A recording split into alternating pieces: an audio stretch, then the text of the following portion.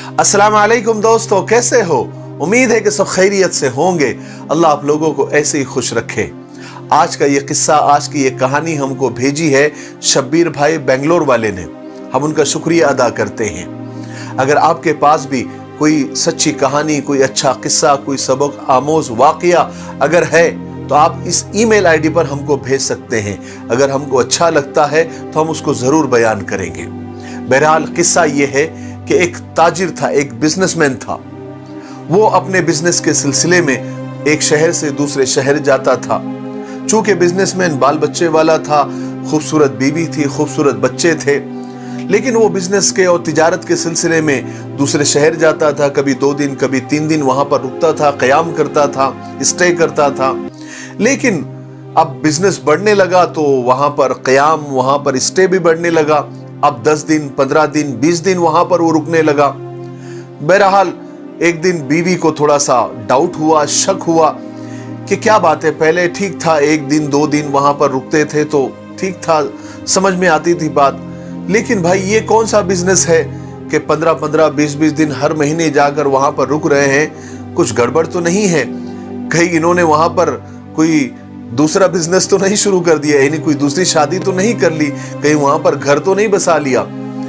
तो बहरहाल उसको शक हुआ तो उसने अपनी एक खादिमा, अपनी एक नौकरानी जो उसकी बहुत एतमाद की थी, भरोसे की थी, उससे कहा कि जरा सर का पीछा करो, उस शहर में जाओ और जाकर देखो कि ये कहाँ जाते हैं, बिजनेस करते हैं या इन्होंने कोई दूसरी दुकान खोल दी है जहां पर जाकर ये 10 दिन 15 दिन वहां पर रुकते हैं।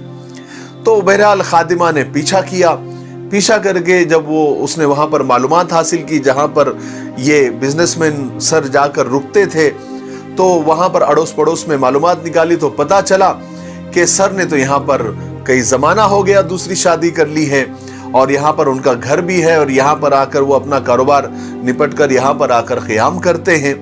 बहरहाल उसने सारी पूरी पक्की ठक्की मालूमात ली और आकर अपनी मालकिन यानी इनकी ताजिर की पहली बीवी को आकर सब कुछ बता दिया। बहरहाल जब ताजिर की बीवी को ये कंफर्म हो गया कि उनके शौहर ने दूसरे शहर में शादी कर ली है, निकाह कर लिया है, घर बसा लिया है, तो बजाय जज्बाती होने के उनकी बीवी ने ठंडे दिमाग से ये सोचा कि अगर मेरे शौहर को मैं बता दूं कि ये बात मुझे मालूम पड़ गई है कि तुमने दूसरा निकाह कर लिया है, दूसरा घर बसा लिया है, तो हो सकता है कि थोड़े दिन लड़ाई हो, झगड़ा हो, हुज्जत हो, लेकिन उसके बाद तो मेरी मोहब्बत आधी हो जाएगी।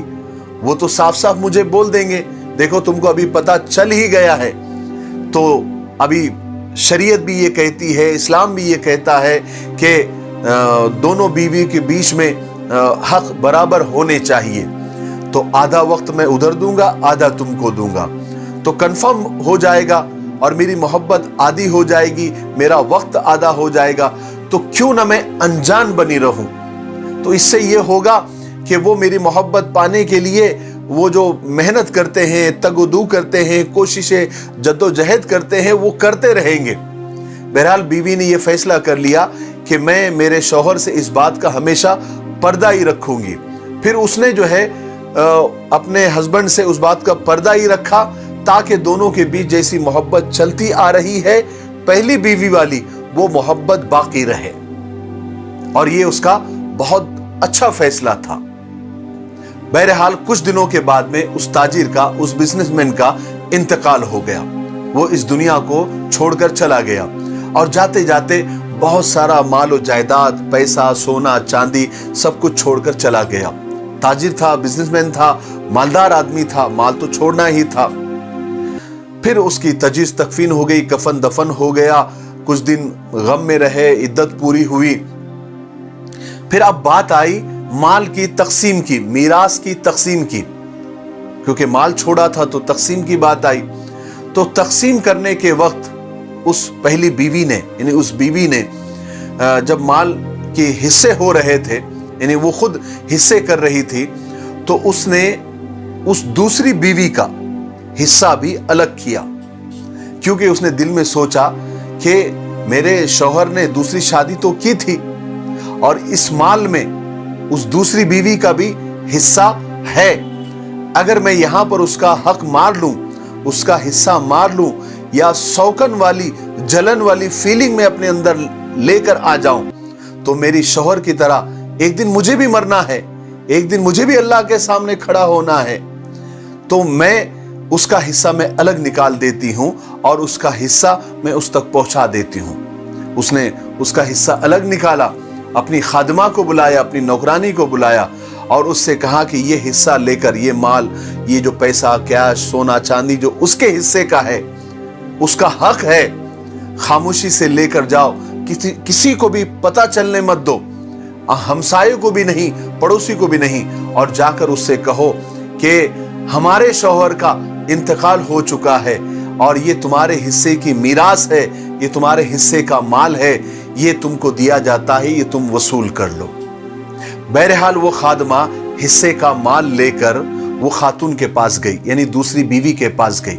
चूंकि रकम काफी बड़ी थी, उसमें सोना भी था, चांदी भी थी, वो सब लेकर वो दूसरी बीवी के पास गई और जाकर सारी बात बता दी कि उनके खाविंद का इंतकाल हो चुका है और उनकी पहली बीवी ने विरासत की तकसीम में तुम्हारा हिस्सा अलग से निकाला है, क्योंकि तुम भी आखिर उन्हीं की बीवी हो, और अगर तुम्हारा वो हक खाएगी तो कयामत के दिन अल्लाह के सामने क्या जवाब देगी।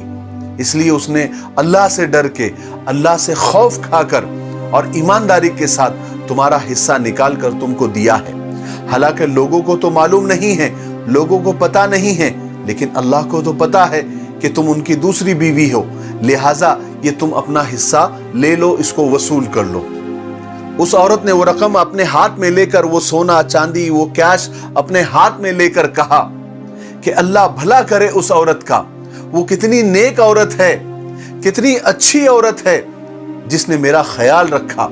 हालांकि किसी को पता नहीं था, लेकिन फिर भी उस औरत ने मेरा ख्याल रखा, मेरे हिस्से की रकम मेरे पास भेज दी। फिर उस औरत ने उस नौकरानी, उस खादमा से कहा कि ये पकड़ो, ये माल तुम्हारे हाथ में पकड़ो और इसको वापस ले जाकर उस नेक औरत को दे दो और उससे कहो कि तुम्हारे खाविंद ने मरने से कुछ महीने पहले मुझे तलाक दे दी थी और इस तलाक का पता सिर्फ तुम्हारे खाविंद को और मुझे था और मेरे अल्लाह को था। लिहाजा इस विरासत में और इस माल में मेरा कोई हिस्सा नहीं बनता। ये सारा माल, ये सारा हिस्सा, ये सारा सोना चांदी, ये विरासत उसी का है, उसको वापस ले जाकर दे दो। सुभान अल्लाह, क्या दीनदारी है, क्या ईमानदारी है, क्या दोनों नेक खातून थी। ये दोनों शौकनों ने हमको क्या तालीम दी है, क्या सबक दिया है। उनको कितना अल्लाह का खौफ था, कितना अल्लाह का डर था कि एक दिन मरना है, कब्र में जाना है, क़यामत कायम होगी, मीज़ान कायम होगा, इंसाफ का तराजू होगा, हमारी ईमानदारी, हमारी बेईमानी, हमारी अच्छाइयाँ, हमारी बुराइयाँ, हमारे गुनाह, हमारा सवाब सब तौला जाएगा। उसके बाद हमको जन्नत में दाखिला मिलेगा। दुनिया की जिंदगी तो यूं कट जाएगी।